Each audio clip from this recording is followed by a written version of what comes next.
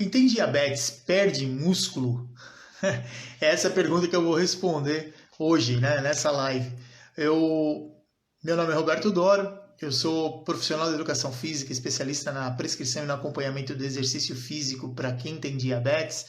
E eu tenho diabetes mellitus tipo 1 há mais de 40 anos, então eu sei bem, né, o que você que tem diabetes aí passa aí os desafios que a gente tem para conseguir um bom controle da glicemia.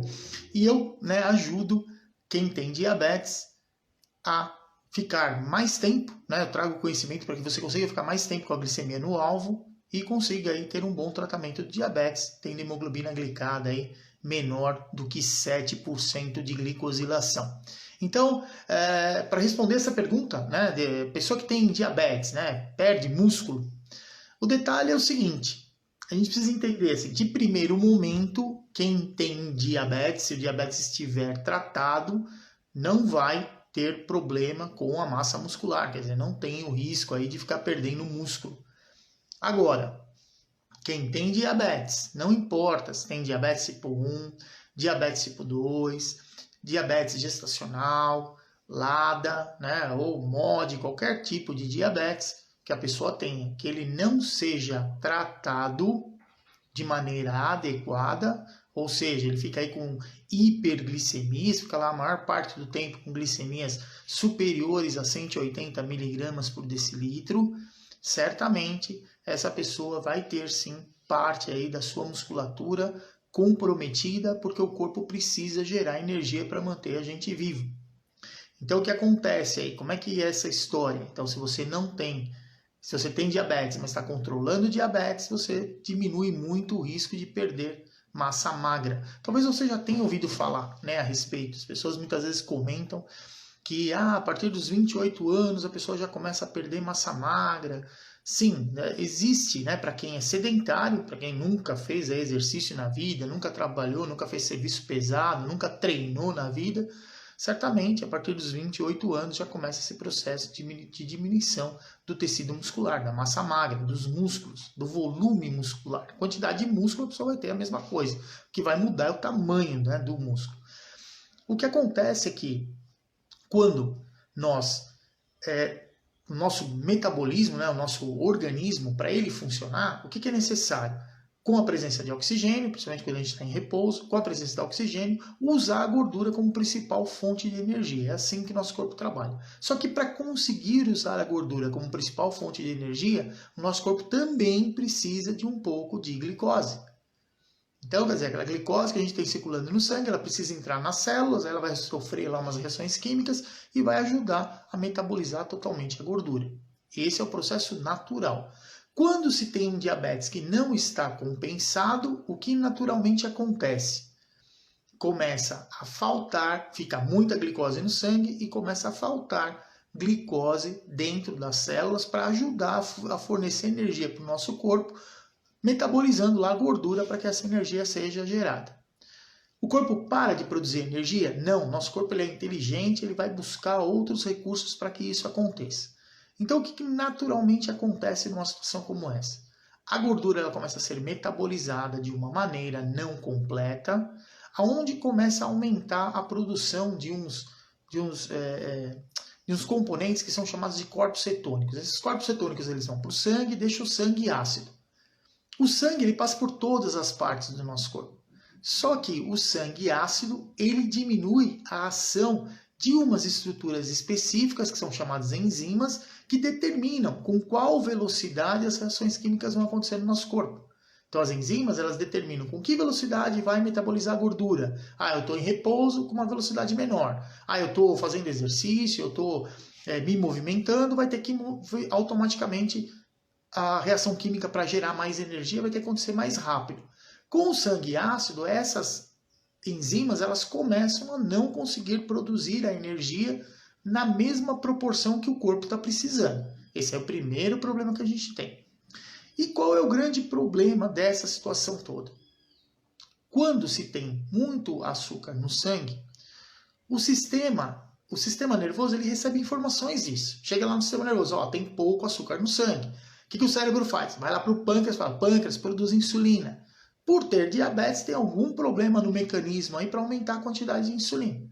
Então, automaticamente, o que vai acontecer?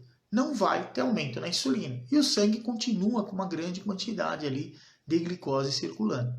E o corpo tenta produzir glicose. Ué, se não está chegando glicose lá no sangue, no sangue tem bastante, mas não chega no músculo, então vamos criar um outro caminho. E esse outro caminho é fazer o quê? Pegar mecanismos que não são, componentes que não são glicose, como por exemplo uma parte da gordura, ou também uma parte da proteína, e transformar em glicose.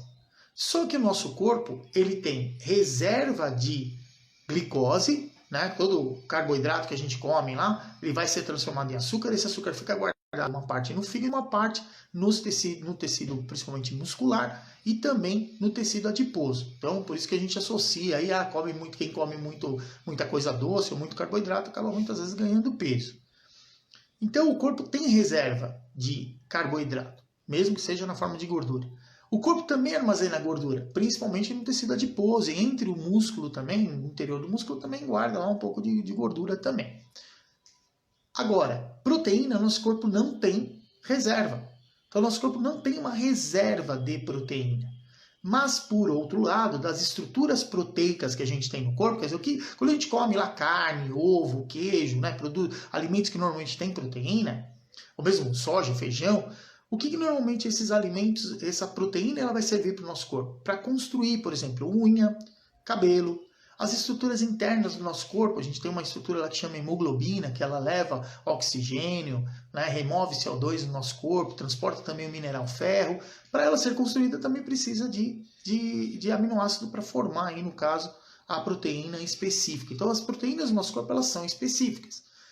Nos músculos a gente também tem proteína, né? Muitas vezes falam, eu quero aumentar a minha massa muscular, então vou comer mais proteína para aumentar o músculo. Isso não vai acontecer. Só vai acontecer se você der estímulo para o músculo, para que realmente haja um aumento no gasto energético, tenha lá um pouquinho de lesões na musculatura, umas micro lesões, para que isso aconteça. Só que, claro, você vai precisar comer proteína para que isso aconteça. Agora, dentro de todas essas estruturas que tem proteína no nosso corpo, o músculo é a que tem mais proteína. Então, na hora, né, o músculo esquelético, esse que faz a gente se movimentar, fazer o nosso esqueleto mexer. Então, na hora que o corpo precisa produzir açúcar, né, no caso aí, pegando uma parte da gordura para produzir açúcar lá no fígado, ou desfazendo a proteína para produzir açúcar com os aminoácidos, que é o que compõe a proteína, ele vai normalmente buscar essa proteína principalmente no tecido muscular. Então, aí é que está a relação. Quando a pessoa está com o diabetes descompensado, que o corpo precisa produzir glicose, ele acaba indo pegar da proteína. Qual proteína? Primeiro, da proteína muscular. Ou então, aquela comida que você comeu, né, aquele alimento que contém proteína, ao invés dessa proteína estar circulando no sangue, entrar nos tecidos lá para formar estruturas proteicas do nosso corpo, ao invés disso acontecer, uma boa parte dela vai acabar sendo usada no fígado para ser convertida em glicose. Então, quer dizer, deixa de fazer a manutenção do tecido muscular magro. Por isso que existe essa relação das pessoas, muitas vezes, que têm diabetes. A pessoa não controla direito o diabetes, não consegue ter um bom controle do diabetes, impacta de que maneira? Ele muda a composição corporal dele, muda o peso. Fala, eu estou emagrecendo. Só que desse emagrecer, muitas vezes pode acontecer de ter um emagrecimento muito mais com perda de músculo do que propriamente de gordura. Então isso é algo que a gente precisa sim ficar muito atento. Como é que a gente evita essa situação? A primeira é, quanto mais exercício você fizer, principalmente exercício relacionado ao trabalho de força. Trabalho de força, muitas vezes todo mundo, é comum quando a gente fala de força, a pessoa pensar assim, tem que ir na academia. E aí muitas vezes fala assim, eu não gosto de ir na academia.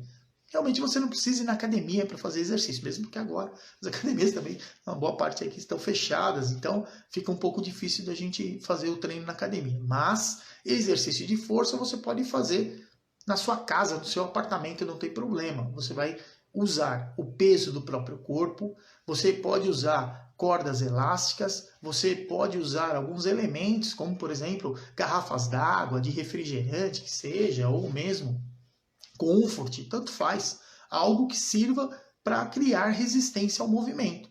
Então, dá para fazer o exercício com o exercício de força sem ser na academia. Isso dá para fazer.